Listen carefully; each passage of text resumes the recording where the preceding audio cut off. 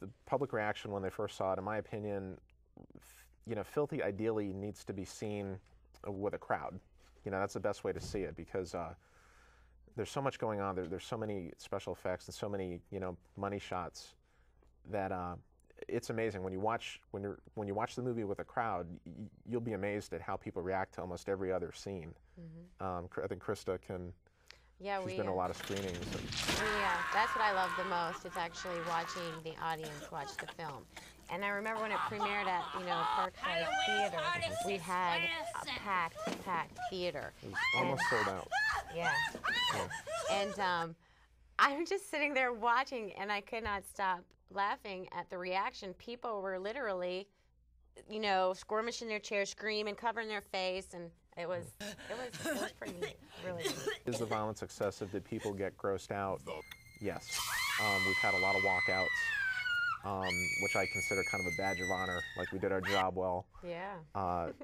But that's to be expected. It's not a movie for everybody. It's a movie for horror fans, for exploitation fans. In a way, it's like a Valentine to them. That's what it was intended to be.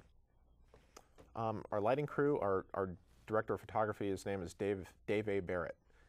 He was fantastic. He was supported by some of the best grips and, you know, gaffers in this area. They're just an outstanding crew. They can solve problems. They work well with Dave Barrett, and they just did a tremendous job. As you can see here, we've got the two mannequins. Actually, we call those mannequids. That's like the official term. We actually put an ad in the paper because they're hard to find, and when you do find them, they're expensive. We put an ad in the paper, and Shade Burnett answered our ad, and she had all these mannequins which she lent to the production because there are more mannequins than these featured in the film.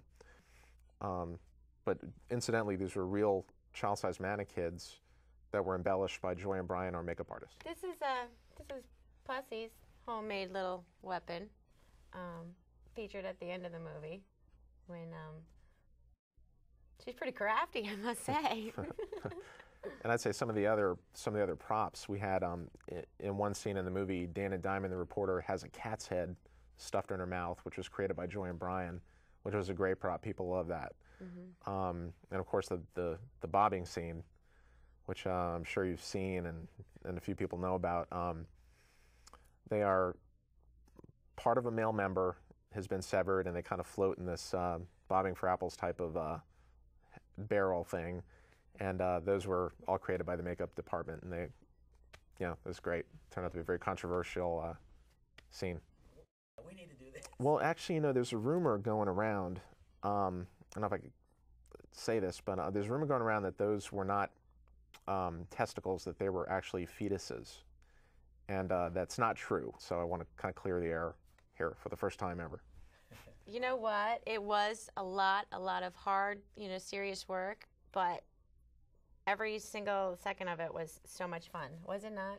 I mean, throughout the day, it was, yeah. I mean, I've never laughed so much in my life, and that's what really made me enjoy so much of filmmaking, you know what I mean? All day, every day, and we put some long hours in, too. Put some hours in. Yeah. Yeah. Or there was about to be a marriage that resulted from two people meeting on the set of Filthy. In May. Julie Bartell and John Biebrick. Julie was our costume designer. John Biebrick played Rocky, the videographer, in Filthy, and they were going to get married in May, and I wish them the best of luck. Yes. You know, I'm not sure our Filthy actually beat 1,000 Corpses to the, quote, screen, even though they were released to theaters, but we were actually first. You know, I'd never read, you know, I'd probably heard at some point that Rob Zombie was doing this movie. You know, the similarities, I think, were obviously a coincidence. And it just turned out to be like a happy coincidence that Pussy and the character, I think her name was Baby in 1,000 Corpses, kind of happened around the same time period. Well, everybody asked me. I'm like, no, we hadn't. Yeah, I mean, Filthy was already out, and I was like, you know, my character, you know, we're did not take after her. We're you know? actually first. Like, you laugh the same, everything. I'm like, yeah. But website for the, but I don't know if Rob Zombie's ever seen it. I wish he would. I think it'd be great. I think he'd dig it. If you want to learn more about Filthy, you know, please log on to the official website for the film, filthythemovie.com. and there you'll see a bunch of production photos, pictures of Krista, Jennifer Bass, John Biebrick, Chris Brooks, all of our cast, and behind-the-scenes photos, the trailer. Just it's a lot of fun just to go and check out the site, see what it's all about. So it's filthythemovie.com.